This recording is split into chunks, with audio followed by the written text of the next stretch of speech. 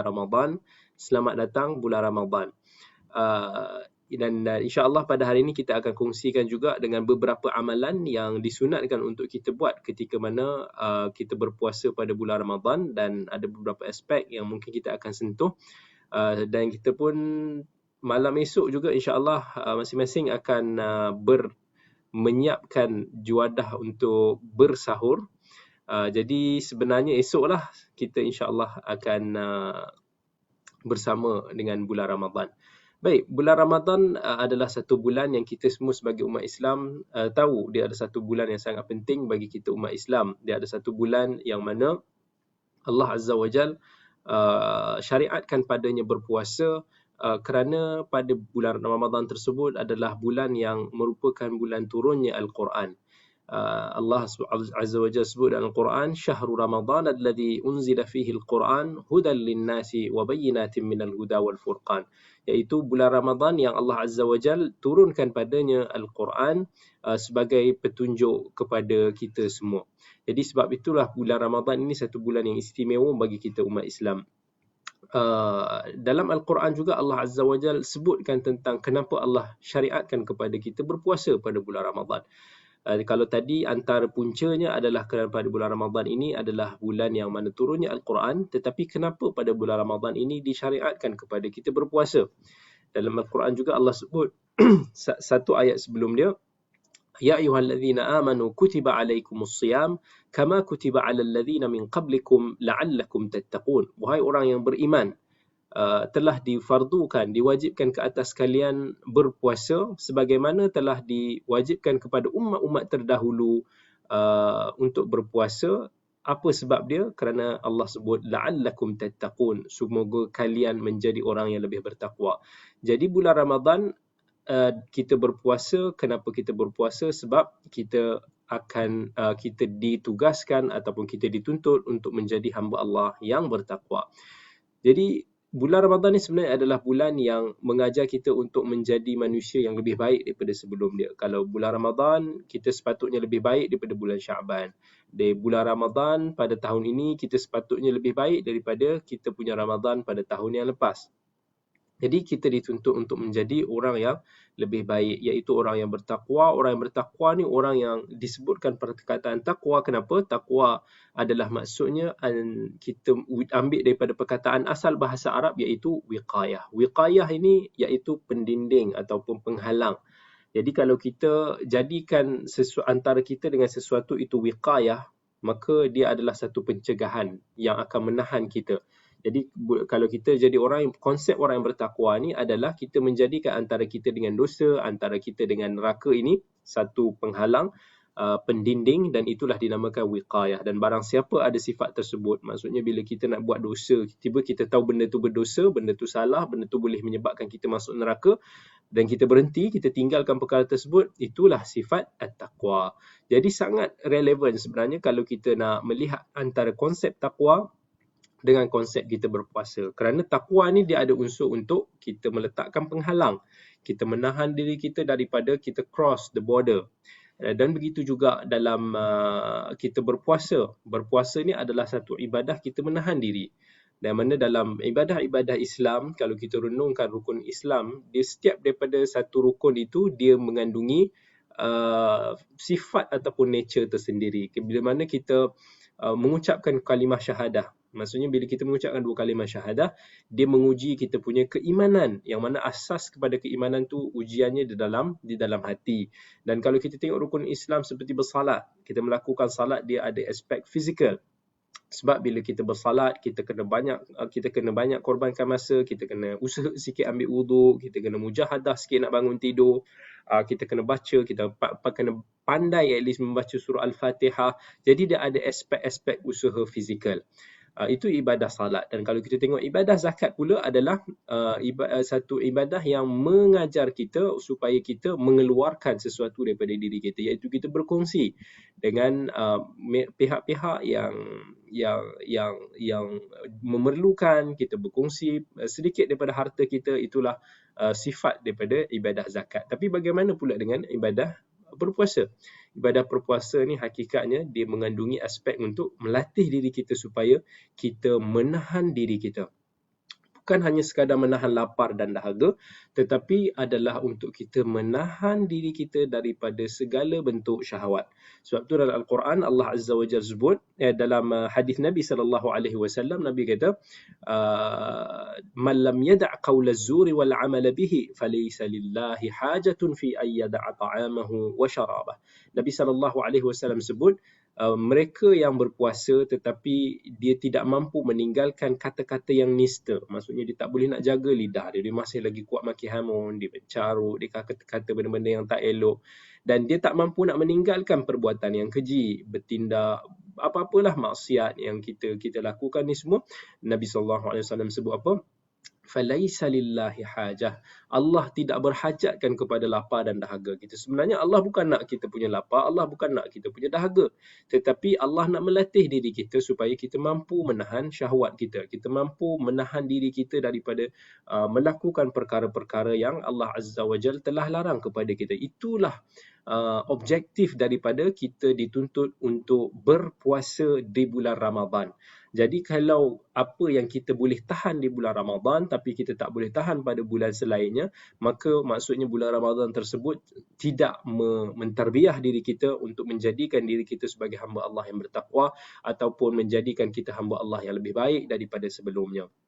Jadi antara karinah kalau kita nak tahu adakah puasa kita itu diterima ataupun tak diterima, maka kita lihat kepada kualiti puasa kita bagaimana. Adakah kita mampu bila keluar daripada bulan Ramadan itu, kita graduate daripada bulan Ramadan itu, kita mampu menjadi manusia yang lebih knowledgeable, kita mampu menjadi manusia yang lebih bertakwa, mampu menjadi manusia yang lebih wara', mampu menjadi manusia yang lebih zuhud, maka insya-Allah itu petanda insya-Allah puasa kita itu diterima. Jadi pada bulan Ramadan ini hakikatnya adalah satu bulan yang ditunggu-tunggu oleh umat Islam. Dia ibarat tetamu kepada umat Islam, yang mana tetamu ini bila bertandang, ada manusia yang gembira, ada manusia yang berasa beban dan ada manusia yang berasa happy dan akan berusaha untuk nak menunaikan hak-hak dia. Jadi di manakah tempat kita sebenarnya? Bila datangnya tetamu, ada orang dilayan ala kadar. Dia layan goreng pisang pun tak apalah. Dan ada orang yang langsung tak layan. Dan ada orang yang bila datang tetamu tu dia akan cuba untuk nak treat, dia akan layan betul-betul memberikan hak tetamu tersebut sebaik-baiknya. Jadi kita dengan bulan Ramadan ini bagaimana sebenarnya? Adakah kita menyambut Ramadan ini dengan penuh gembira? Adakah kita menunaikan hak-hak dia sebagai tetamu yang bertandang? Ataupun tidak? Jadi Nabi SAW bila datangnya bulan Ramadan, Nabi SAW akan berteriak memberitahu sahabat-sahabatnya, qad ja'akum Ramadan syahrun mubarak. Dan hadis riwayat Ahmad, Nabi SAW sebut kalau datangnya bulan Ramadan, Nabi akan cakap kat sahabat-sahabat dia, telah datang bulan Ramadan, bulan yang penuh dengan barakah. Jadi bulan ini sepatutnya kita kena gembira sebab ini satu bulan yang mengandungi pelbagai fadilat, mengandungi pelbagai kebaikan. Pada bulan ini turunnya Al-Quran, pada bulan Ramadan ini banyaknya asbab-asbab yang menyebabkan dosa-dosa kita itu dihapuskan. Dia ada satu bulan yang kita panggil sebagai kafarah, bulan yang penuh dengan kafarah kepada kesalahan-kesalahan kita. Bulan Ramadan antaranya Allah Azza wa Jalla kurniakan kepada orang-orang yang berpuasa itu untuk nak satu hari nanti di akhirat kelak untuk kita masuk daripada satu pintu ke syurga, iaitu satu gerbang yang dinamakan sebagai Ar-Rayyan, yang mana tak ada siapa yang masuk daripada gerbang ini melainkan orang yang berpuasa. Walaupun kita hari ini kita tak boleh nak membayangkan macam mana bentuknya Ar-Rayyan itu, adakah begitu indahnya, sebab nikmat di syurga ni kita tak boleh nak bayang langsung. Jadi macam mana itu tak, tapi bila Allah bagi tahu pintu Ar-Rayyan, gerbang Ar-Rayyan itu besar dan special, maka kita beriman dan kita tak mampu nak imagine dan tak ada yang seumpama dengannya. Itu adalah kelebihan bagi orang yang berpuasa. Jadi bagaimana kita tidak gembira dengan kedatangan bulan Ramadan, kalau bulan Ramadan ini adalah satu bulan memberi peluang untuk kita membaiki diri kita, yang mana selama ini kita sudah tenggelam dalam keduniaan, selama ini kita banyak maksiat-maksiat yang kita lakukan. Moga-moga insya-Allah bulan Ramadan ini satu bulan yang boleh mentarbiah diri kita. Jadi bulan Ramadan ini sebenarnya adalah satu musim yang paling nikmat. Setelah hampir setahun lamanya, kita pun dalam setahun 11 bulan sebelum ini, kita banyak mengabaikan aspek ibadah. Kita banyak mengabaikan Al-Quran.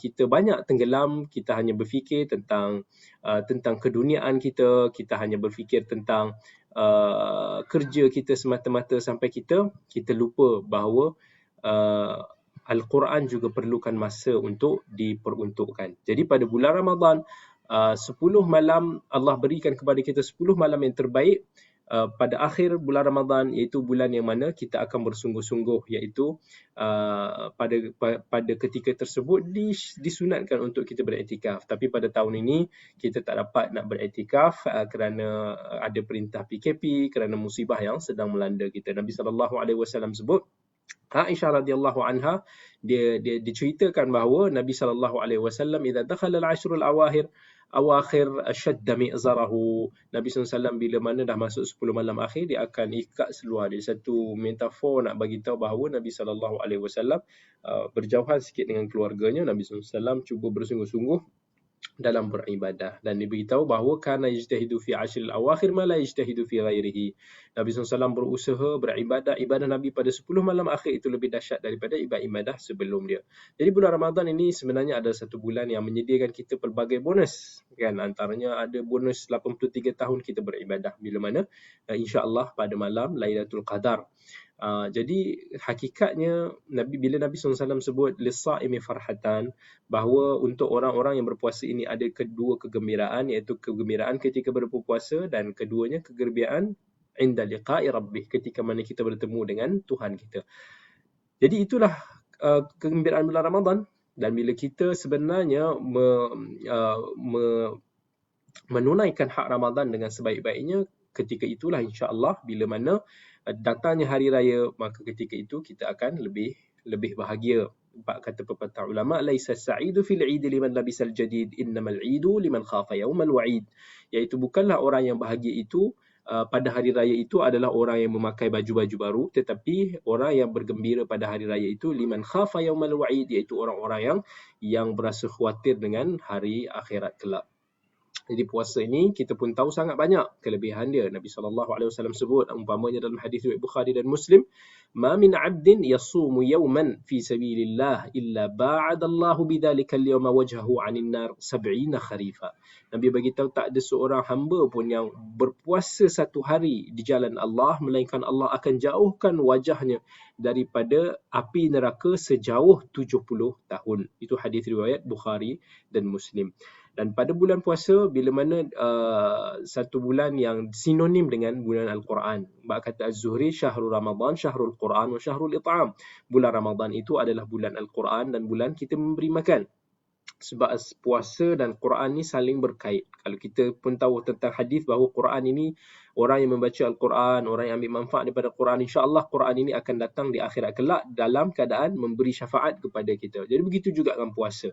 Dalam hadis riwayat Ahmad, Nabi SAW sebut, as-siyam wal Qur'anu yashfa'an lil 'abdi yaumal qiyamah. Sesungguhnya puasa dan Al-Quran itu akan memberi syafaat kepada hamba di hari akhirat kelak. Yaqulu as-sawm, ay rabb mana'tahu at-ta'am, mana'tuhu at-ta'am wa syahwah, fashaffi'ni fihi. Dan puasa akan berkata di akhirat kelak nanti, aku dulu telah menghalang dia daripada makanan, telah menghalang syahwat dia, maka kurniakanlah syafaat aku kepadanya. Dan Al-Quran juga akan kata, mana'tuhun naum bil-laili fashaffi'ni fihi. Aku telah menghalangnya daripada tidur malam hari sebab dia duk rajin membaca aku pada malam hari. Qal fayushaffa'an. Maka Nabi SAW bagi tahu kedua-dua ni akan memberi syafaat kepada kita. Ini kelebihan puasa yang sangat banyak sebenarnya hakikatnya untuk kita ungkapkan. Jadi antara yang kita nak sentuh juga pada malam ini iaitu beberapa tentang amalan-amalan sunnah yang wajar ataupun digalakkan untuk kita lakukan pada bulan Ramadan ini, dan kita boleh mulakan pada malam esok. InsyaAllah kalau kata Ramadan itu datang pada hari Jumaat. Yang pertama sekali, antara yang dituntut kepada kita umat Islam iaitu kita melewatkan sahur kita. Maksudnya janganlah sahur awal sangat, janganlah sahur pukul 8 malam, jangan sahur pukul 12.30 malam, jangan sahur pukul 2 pagi. Sahurlah yang paling lewat kita mampu lakukan, yang paling hampir dengan waktu subuh. Iaitu disunnahkan bagi orang-orang yang hendak berpuasa untuk makan sahur. Sebab orang yang makan sahur ni sebenarnya dia menunjukkan bahawa Islam ini adalah satu agama yang tidak menyusahkan umatnya. Islam ni agama at-taisir, agama yang tidak memperketat menyusahkan umatnya. Sebab tu Nabi SAW apa pun dia beritahu, man arada ayyasuma falyatasahhar bi syai'. Dalam hadis riwayat Ahmad, Nabi SAW sebut, siapa yang nak puasa maka kena juga bersahur. Apa pun sikit pun jadilah, apa-apa pun asalkan dia bersahur sikit. Jangan kata, oh tak apalah, malaslah nak bersahur, tak payahlah, aku kuat, tak mampu, tak payah nak sahur pun tak apa. Tak sahur. Sebab bila kita lakukan apa yang Nabi SAW perintahkan kepada kita, insya-Allah padanya ada barakah. Sebab tu Nabi SAW sebut dalam hadis Anas riwayat Bukhari dan Muslim, tasahharu fa inna fis sahuri barakah. Bersahurlah kerana pada sahur itu ada barakah. Keberkatan ini Allah berikan kepada kita dalam bentuk yang pelbagai. Barakah ini boleh datang dalam pelbagai bentuk. Boleh jadi dalam bentuk kekuatan tenaga kepada kita, boleh jadi kebaikan, boleh jadi pahala, boleh jadi macam-macam aspek barakah. Itulah maksud daripada kita barakah.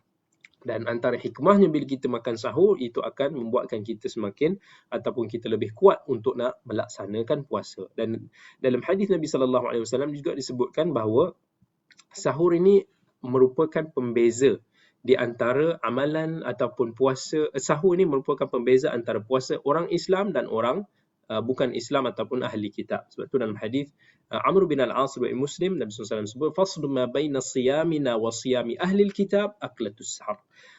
Pembeza antara puasa kita umat Islam dan puasa ahli kitab iaitu makan sahur. Sebab mereka ni puasa mereka Yahudi ni semua, dia tak ada konsep untuk nak bersahur. Jadi itulah beza. Kita dituntut untuk nak membezakan diri kita dengan orang bukan Islam.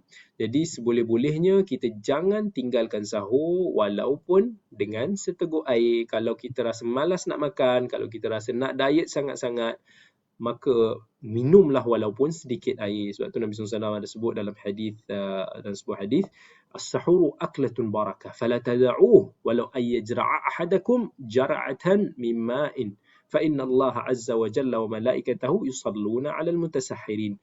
Nabi sebut bersahur ini satu makanan yang penuh barakah. Jangan kamu tinggalkan walaupun dengan minum seteguk air, sebab Allah azza wa jalla dan para malaikatnya berselawat ke atas mutasahhirin, iaitu selawat Allah dan malaikat ni, antaranya malaikat ni salawat dia adalah berbentuk doa, berbentuk mendoakan pengampunan, mendoakan rahmat, dan Allah juga bentuk salawatnya adalah pengampunan, maghfirahnya, rahmahnya.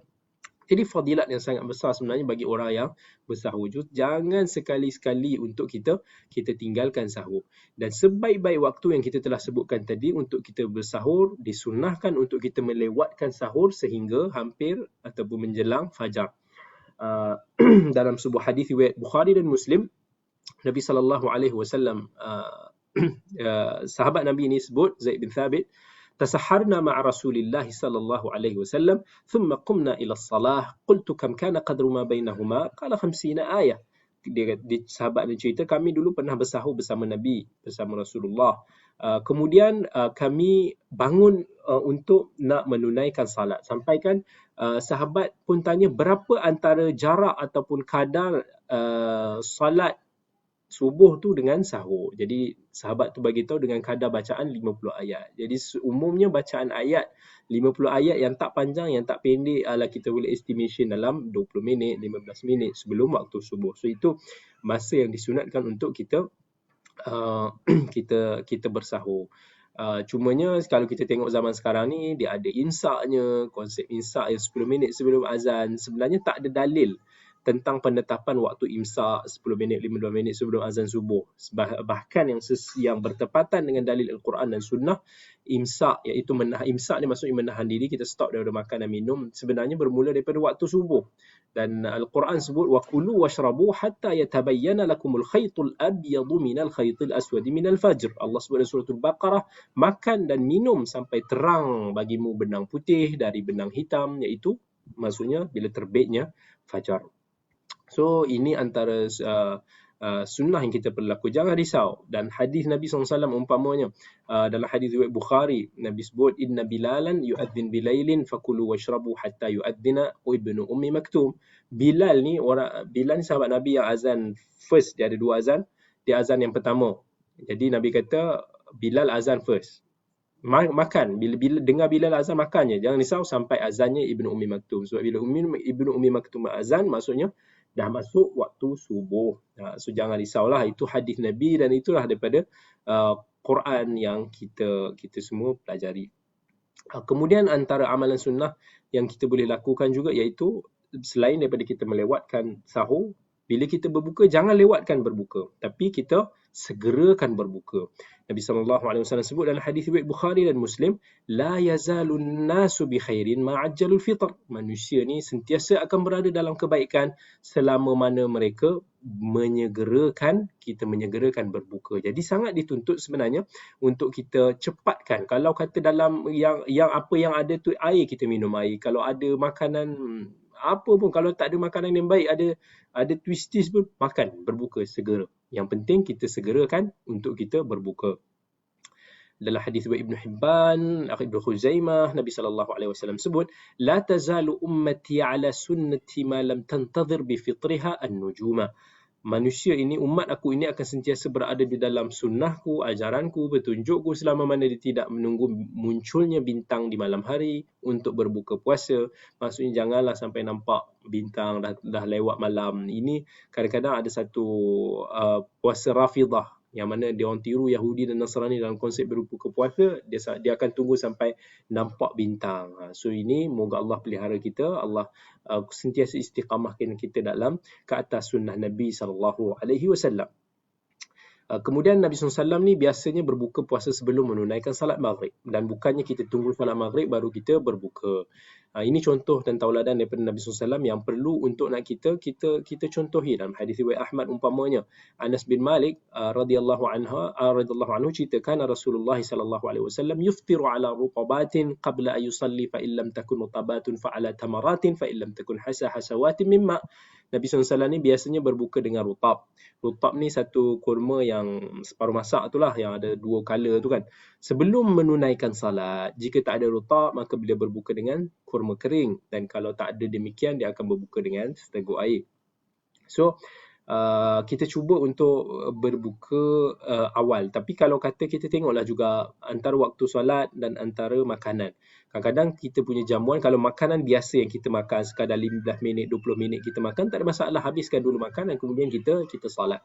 Tetapi kalau kita tengok makanan tu mewah sangat, terlampau banyak sangat, dan kita pula lepas nak bersembang lama, jadi berbukalah dengan sekadarnya dulu, dengan kadar yang boleh membuatkan kita khusyuk masa solat. Jangan kita berbuka tu ambil sebis je kurma, lepas tu bila nak solat tu mula kepala tu terfikir ayam goreng, kambing golek, itu semua. Yang tu jangan sampai mengganggu khusyuknya salat kita. So kita penting, itulah sebabnya bila mana adanya makanan, kita cuba dahulukan makan. Tapi kalaulah kita khawatir kita makan tu sampai keluar waktu solat, sampai terlampau lewat sangat, maka ambil makan dengan kadar yang sekadarnya dan kemudian kita solat. Okey, apa hikmah daripada kita melewatkan sahur dan kita menyegerakan berbuka?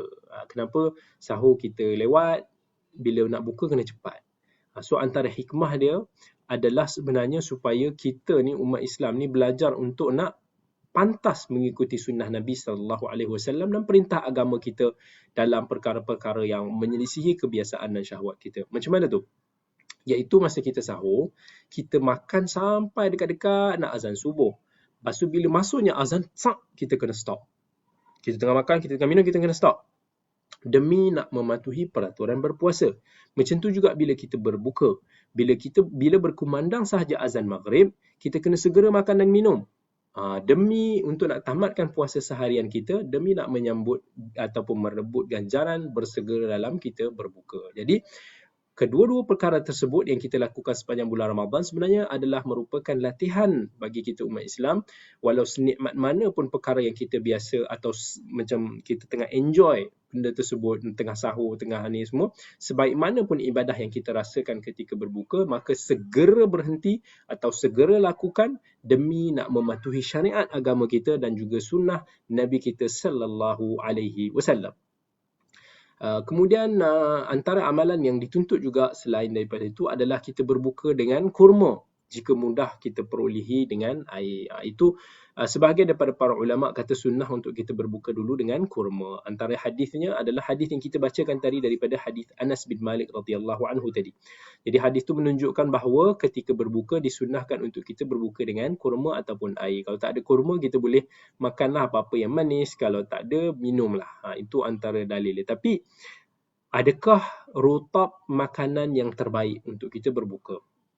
Okay, sebenarnya kalau kita tengok riwayat-riwayat ni, riwayat berbuka dengan rutab jika tak ada makan dengan kurma, jika tak ada makan dengan air, sebenarnya sanad dia dhaif. Sebab ada perawi yang bernama Ja'far bin Sulaiman yang bersendirian meriwayatkan lafaz rutab daripada Thabit al-Bunani daripada Anas radhiyallahu anhu. Dan perawi ini banyak meriwayatkan hadis-hadis yang mungkar daripada Thabit sebagaimana yang disebut oleh guru kepada Imam al-Bukhari Ali bin al-Madini. Jadi melebihkan rutab dari kurma, hakikatnya riwayatnya dikritik oleh ramai ilmu hadis, antaranya Abu Zur'ah al-Razi, Abu Hatim al-Razi, Al-Imam al-Tirmidhi, Al-Imam al-Bazzar dan lain-lain. Dan riwayat yang sahih sebenarnya Nabi SAW berbuka dengan kurma. Kalau tak ada, maka berbukalah dengan air. Kalau tak ada air, berbukalah dengan apa sahaja. Jadi tak adalah nak kata kelebihannya rutab lebih afdal daripada kurma. Sebenarnya apa sahaja kalau ada kurma tu, itulah yang Nabi SAW lakukan. Dan kalau seorang itu ada kurma dekat rumah, tapi bila dia azan maghrib, dia masih lagi dalam kereta ke, dia terperangkap dalam jam ke, dan dia ada gula-gula sahaja. Adakah lebih baik untuk dia lambatkan iftar sampai ke rumah untuk nak berbuka dengan kurma, atau dibuka je gula-gula dengan gula-gula yang ada dalam kereta? So yang lebih tepatnya adalah berbukalah dengan apa sahaja, kerana menyegerakan berbuka itu lebih utama. Nabi SAW dalam sebuah hadis riwayat Bukhari dan Muslim, umatku sentiasa dalam kebaikan selagi mana mereka ini menyegerakan berbuka. Kalau tak ada apa-apa yang lain, bolehlah niat berbuka dulu demi nak merebut ganjaran tersebut. Yang seterusnya, iaitu antara yang banyak yang kita boleh lakukan pada bulan Ramadan ini adalah kita berdoa sebanyak mungkin pada bulan Ramadan ini. Dalam hadis riwayat Tirmidhi, Ibn Hibban, Nabi SAW sebut, "Thalathatun la turaddu da'watuhum al-imamul adil was-sa'imu hina yuftir wa da'watul mazlum." 3 jenis orang yang mana doa mereka itu tidak ditolak, iaitu pemimpin yang adil, orang yang berpuasa ketika mana dia nak berbuka, dan orang-orang yang dizalimi. Jadi masa kita nak berbuka, itulah masa yang terbaik untuk nak kita azan. Doalah spend 10 minit sebelum kita berbuka. Jangan sembang-sembang banyaklah time tu. Jangan nak pergi tengok-tengok drama ke apa pula time tu. Banyak kan untuk kita berdoa masa tu. Jadi malanglah kalau kita duduk sembang je kan, kita tak gunakan masa tu. Itu adalah antara waktu yang mustajab. Persoalannya, adakah ada doa-doa yang tertentu ketika mana kita berbuka puasa? Nak doa apa Ustaz? Ada yang kita selalu orang dengar, orang kata Allahumma laka sumtu wa ala rizqika aftartu. Ada yang kata dhahaba adh-dhama wa btallatil uruq wa thabata al-ajru insya-Allah. Ada yang kata ni sahih, yang ni yang sunnah, yang ni yang sepatutnya kita buat, itu dan ini. Tapi sebenarnya tak ada satu riwayat pun atau riwayat yang sahih atau riwayat yang kuat tentang doa khas ketika mana kita berbuka. Hadis yang menyebut, riwayat yang sebut tentang doa Allahumma laka sumtu wa ala rizqika aftartu. Ya Allah, kerana-Mu lah aku berpuasa dan aku berbuka dengan rezekimu ini, iaitu hadis ni hadis riwayat Abi Daud. Tapi hadis ni hakikatnya adalah satu hadis yang mursal, hadis yang terputus sanad dia. Dan semuanya tak terlepas daripada kelemahan. Semua jalan dia tak terlepas daripada kelemahan dan kritikan. Dan hadis Ibnu Umar pula, dhahaba adh-dhama wa btallatil uruq wa thabata al-ajru insya-Allah, yang juga famous lately ni. Hadis riwayat Abi Daud juga adalah juga dikritik kerana terdapat perawi yang bernama Marwan bin Salim al-Muqaffa yang dikatakan sangat-sangat sedikit hadisnya dan berlaku tafarrud, perawi yang bersendirian. Ini bersendirian riwayat daripada Al-Husain bin Waqid. Tapi tak dinafikan riwayat yang kedua, yang riwayat dhahaba adh-dhama wa btallatil uruq wa thabata al-ajru insya-Allah ni sebenarnya lebih kuatlah riwayat daripada dhaif-dhaif yang lain. So sebab tu sebahagian daripada ulama ada yang nilai dia sebagai hasan. Tapi kalaulah katakan dia sabit sekalipun, dia hakikatnya dia tidak menunjukkan doa. Doa dhahaba adh-dhama wa btallatil uruq wa thabata al-ajru insya-Allah ni sebenarnya bukan doa. yang tetap Nabi SAW baca pada setiap kali sebelum berbuka. Sebab dia punya makna pun tak mengandungi doa sebenarnya sangat. Dia lebih kepada nak mengatakan telah hilangnya haus, urat-urat telah basah, dan pahala-pahala yang telah ditetapkan oleh Allah. Jadi dia hanya berbentuk macam kalimah kita bersyukur, begitulah. So kalau seorang tu nak berdoa, bebas dia nak doa apa sahaja. Tapi kalau dia nak doa Allahumma lakasumtu, itu semua doa yang bebas lafaz dia. Tak ada masalah lah, silalah berdoa apa sahaja. Cumanya itu kita bincangkan daripada sudut status riwayat doa yang dikatakan itulah. Dan kemudian pada bulan Ramadan ni juga antara benda yang perlu kita rajin untuk lakukan adalah kita bantu untuk nak memberi makan kepada orang-orang yang berbuka. Dalam hadis riwayat Ahmad, Nabi SAW sebut, man fattara sa'iman kana lahu mithlu ajrihi ghair annahu la yanqusu min ajri as-sa'imi syai'. Siapa yang bagi makan orang yang berpuasa, maka dia akan dapat pahala orang-orang yang berpuasa tersebut tanpa berkurangan sedikit pun. So banyakkan, lagi-lagi pada musim PKP ni kita pun nampak orang-orang yang susah dekat luar sana, yang tak cukup makanan dan sebagainya, digalakkan untuk kita curi pahala puasa dia sikit dengan kita memberi makan. Daripada sinilah datangnya dalil bahawa para ulama menggalakkan untuk kita menjamu, beri makan pada orang-orang yang saleh. Sebab orang yang saleh ni insya-Allah dia gunakan kehidupan seharian dia, puasa dia dengan sebaik mungkin. Jadi insya-Allah bila dia dapat pahala yang banyak, kita bagi dia makan, insya-Allah dia bila dia berbuka dengan makanan kita, dicuri. Orang yang bagi makan tu curi kita punya pahala. Itulah kira kata rahsia untuk nak rebut pahala yang banyak, jamu banyak makan orang-orang soleh. Ibnu Umar dia dikatakan dia tak berbuka melainkan dengan anak yatim yang ada di sekitar dia. So ini bulan Ramadan ni sebenarnya adalah bulan kita memberi makan. Syahrul Ramadan, kata Zuhri tadi kita dah bawa di awal kelas kita tadi, adalah Syahrul Quran wa Syahrul It'am. Dia adalah bulan Al-Quran dan bulan kita memberi makan. Bulan Ramadan juga adalah bulan yang kita kena rebut peluang untuk kita nak melakukan bersama dengan Al-Quran khususnya lah, dan selain daripada itu ibadah-ibadah lain, kerana Quran ni adalah bulan yang mana Nabi SAW bertadarus kan. Dalam hadis Ibn Abbas pun ada disebut, wa kana Jibril yalqahu kulla lailatin fi Ramadan hatta yansalikh ya'ridu alayhi an-nabiy al-Quran fa idza laqiyahu Jibril kana ajwad bil khairi min ar-rih al-mursala. So maksudnya kita ni setiap Ramadan pun Jibril akan datang bermudarasah dengan Al-Quran, dengan Quran dengan Nabi SAW. Gunakan masa ni. Ada orang kata masa kita bekerja nanti tak ada masa dengan Quran. Gunakan masa ni mengaji Quran. Terpulang nak niat nak khatam ataupun kata nak tadabbur. Ada orang tanya mana lebih baik, kita baca slow-slow, kita tadabbur, ataupun kita baca laju untuk nak khatam. Kedua-duanya ada pahala kebaikan. Kalau kita baca laju, khatam, kita akan dapat pahala kita membaca. Kita akan dapat, dan kita pun tahu Nabi SAW sebut setiap daripada satu huruf kita akan dapat 10 pahala daripada kita membaca. Kalau kita baca tadabbur, insya-Allah kita akan dapat pahala membaca dengan kadar yang kita baca dan juga pahala kita tadabbur Al-Quran, dan kedua-dua tu ada kebaikan yang besar. So not necessary sebenarnya untuk kita khatamkan, sebab kalau kita tengok para ulama dulu, Al-Imam Syafi'i, Sufyan Ats-Tsauri, Imam Malik, dan ramai lagi yang mana dikhatamkan Al-Quran dalam masa satu hari. Setiap hari khatam satu Quran, setiap 2 hari khatam satu Quran. Jangan kita kiaskan kehidupan kita dengan mereka, kerana mereka memahami Al-Quran. Para ulama dulu already faham Quran. Jadi bila dia baca tu dia ada dhauq, dia ada taste, dia ada rasa feel. Tapi bila kita baca, kalau kita tak memahami, kita tak tadabbur, kita tak im'an nazar, kita tak cuba meneliti makna-makna dia, kita akan demotivate somehow. So yang penting yang mana boleh gaya baca yang boleh buatkan kita lebih banyak membaca Quran bersama dengan Al-Quran, itu yang lebih afdal bagi kita. So jangan risau. Banyakkan bersedekah juga, sebab sedekah ini satu amalan yang sangat baik. Dan itulah Nabi SAW bila disebut, bila Ibn Abbas pujikan Nabi SAW ajwadan nas, Nabi SAW ni adalah manusia yang paling dermawan, pemurah. Wa kana ajwadu ma yakunu fi Ramadan, dan Nabi SAW adalah manusia yang paling dermawan pada bulan Ramadan. Orang minta apa sahaja dia bagi, apa sahaja, you come, you need, ambil je. So banyakkan diri kita untuk cuba bersedekah pada bulan Ramadan.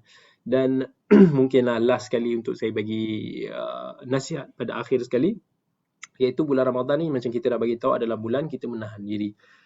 Tahan diri sedaya upaya, tahan lisan kita, tahan mata kita, tahan apa sahaja anggota badan kita daripada terjebak dalam maksiat yang dimurkai oleh Allah Azza wa Jal. Dan hadis riwayat Bukhari dan Muslim, Nabi SAW sebut, "Idza kana yaumu shaumi ahadikum fala yarfuth wa la yaskhab wa la yajhal fa in syatamahu ahad aw qatalahu falyaqul inni sha'im." Masa kita Ramadan ni janganlah nak cakap benda-benda yang tak elok, jangan buat benda-benda yang tak elok. Kalau ada orang ajak gaduh pun, orang maki hamun kita, orang maki yang tak elok bagi kita, kita jawab balik kat dia, inni saim, kita berpuasa, tak mau gaduh-gaduh. Tapi janganlah pula lepas daripada Ramadan tu kita bergaduh. Kalau lepas Ramadan kita pula ajak bergaduh, itu maksudnya kita tak mampu nak mengubah diri kita tak mampu untuk nak menahan diri kita. So bulan Ramadan adalah bulan yang melatih diri kita untuk nak menahan amarah kita. Itu yang paling penting. So itu antara amalan-amalan yang kita boleh kongsikan sempena daripada bulan Ramadan yang mulia ini. Dan saya punya laptop pun telah kamera ni dan handphone juga telah memberi warning bahawa bateri sudah almost hampir habis, tak sempat charge tadi. Jadi kita cuba untuk nak tangguhkan dulu majlis kita pada kali ini, dan insya-Allah pada bulan Ramadan nanti pun kita akan ada meneruskan kuliah ataupun tazkirah kita pada Ramadan, dan sesi saya insya-Allah pada hari yang sama, Rabu, tapi dianjakkan pada pukul 10 malam. Pada 10 malam insya-Allah. Jadi kita boleh teruskan bersama pada minggu hadapan. Terima kasih banyak-banyak saya ucapkan pada semua hadirin dan hadirat yang bersama pada malam ini. Jazakumullahu khairal jaza, dan insya-Allah kita bertemu lagi. Ada soalan yang tanya daripada Instagram, dia tanya, "Doktor, ada tips mudah tak untuk nak bangun tahajud?" Tak ada tips yang mudah untuk nak bangun tahajud, sebab semua daripada kita suka tidur. Itu pulanglah, ada orang suka tidur. Jadi kalau orang yang suka tidur, jadi payah sikit untuk kita nak bangun tahajud. Tapi yang penting sekali sebenarnya kena ada keazaman dan kena ada keazaman. Kita kena ada semangat untuk nak mengharap ganjaran daripada Allah Azza wa Jalla. Kita kena faham, kita kena tahu apa yang Allah sediakan bagi orang-orang yang selalu bersolat malam, dan bila kita ada tahu that kind of ganjaran, kita akan motivate diri kita sendiri dan kita akan cuba untuk nak rebut ganjaran tersebut. Macam orang kata, kalau kata ada orang datang, kalau kamu bangun pagi kamu akan dapat RM10,000, kita mesti akan bangun. Itu motivasi kita. So kita apa yang ini kita tukar daripada habuan dunia, kita nak habuan akhirat, kita nak habuan Allah Azza wa Jalla janji kepada kita. Itu yang paling penting sekali. Jaga waktu tidur kita, selalu niat sebelum jaga amal-amalan sunnah sebelum kita tidur, dan insya-Allah bila kita amalkan zikir-zikir pelindung siang malam sebelum tidur ni, semua syaitan pun kuranglah nak ganggu kita punya, tak kencing lah kat telinga kita. So insya-Allah itu akan lebih mempermudahkan untuk kita bangun beribadah. Ada yang tanya, baru masuk live Ustaz, dah habis pula. Tak apa, jangan risau, nanti masuk kat Facebook, insya-Allah di Facebook tu ada dia punya rakaman, dia akan di-save di situ, sama ada di Baitul Salam ataupun di page saya yang telah saya kongsikan. Okey. Okay, jazakumullah khair. Bateri nampaknya sudah tinggal 2%. Sudah akan mati pada bila-bila masa sahaja. Alhamdulillah, ngam-ngam sempat juga kita habiskan slot kita pada hari ini. Jadi minta maaf kepada semua, saya kena tamatkan juga kita punya perkongsian pada hari ini. InsyaAllah kita akan sambung lagi pada minggu hadapan pada pukul 10 malam. Okey semua, Assalamualaikum warahmatullahi wabarakatuh. Jumpa lagi.